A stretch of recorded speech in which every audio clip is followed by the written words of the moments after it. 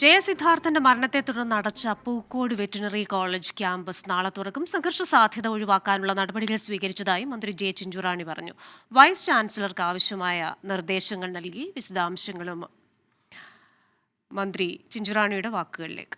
സംഭവം ഉണ്ടായപ്പോൾ തന്നെ അവിടെ എല്ലാം നമ്മൾ ക്യാമറ വെക്കാനുള്ള സംവിധാനം, സെക്യൂരിറ്റി വെക്കുവാനുള്ള സംവിധാനം ഇതെല്ലാം ചെയ്തു കഴിഞ്ഞു. കോളേജിൽ ഇനി മറ്റൊന്നും ഉണ്ടാകരുത്. കാരണം നമുക്കറിയാമല്ലോ, ഇപ്പോൾ വൈസ് ചാൻസലറെ നിയമിച്ചത് ഗവർണറാണ്. ഞങ്ങൾ അതിനകത്ത് ഒരുപാട് കാര്യങ്ങൾ പറഞ്ഞില്ലെങ്കിലും ഗവൺമെൻറ് അറിയാതെ വൈസ് ചാൻസലർ ഡയറക്റ്റായിട്ട് ചെയ്തതാണ്. അതിനകത്ത് മാത്രമേ ഉള്ളൂ ഞങ്ങൾക്കൊരു എതിര് അഭിപ്രായം വന്നത്. പക്ഷേ ആ വൈസ് ചാൻസലറാണ് ബാക്കിയുള്ള നടപടികൾക്ക് ഇനി നേതൃത്വം കൊടുക്കേണ്ടതെന്നുള്ളത് നമുക്ക് നല്ലതുപോലെ അറിയാം. ഇപ്പോൾ ഡീനെ നമ്മൾ സസ്പെൻഡ് ചെയ്തു. ഡീനെന്ന് പറയുന്നത് ഹോസ്റ്റലിൻ്റെ വാർഡനാണ്.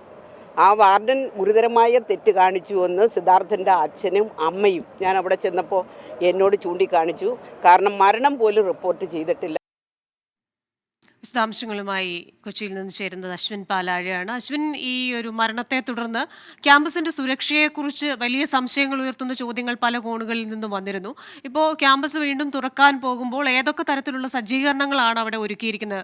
പ്രത്യേകിച്ച് പല കുട്ടികളും ഈ ഡീനിനെതിരെയും അസിസ്റ്റന്റ് വാർഡനെതിരെയും ഒക്കെ മൊഴി നൽകിയിട്ടുണ്ടല്ലോ. അവർക്ക് ഇനിയും അവിടെ സമാധാനമായും സുരക്ഷിതമായും തുടർന്ന് പഠിക്കേണ്ട ആവശ്യമുണ്ട്. അപ്പോൾ ഏത് രീതിയിലുള്ള സുരക്ഷാ സന്നാഹങ്ങളാണ്, ക്രമീകരണങ്ങളാണ് അവിടെ നടത്തിയിരിക്കുന്നതെന്നാണ് മന്ത്രി പറയുന്നത്?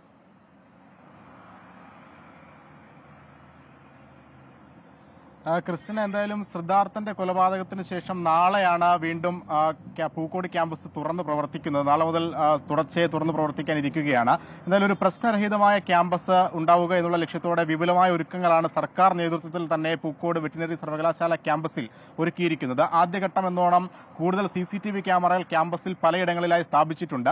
വിദ്യാർത്ഥികൾ കൂട്ടമായി ഇരിക്കുന്നിടങ്ങളിലും ക്ലാസ് റൂമുകളുടെ പരിസരങ്ങളിലുമെല്ലാം ഈ ക്യാമറ പുതിയതായി സ്ഥാപിച്ചിട്ടുണ്ട്. അതിനു പുറമെ കൂടുതൽ സുരക്ഷാ ജീവനക്കാരെ ക്യാമ്പസിൽ വ്യാപകമായി തന്നെ ജോലിക്ക് സജ്ജരാക്കിയിട്ടുമുണ്ട്.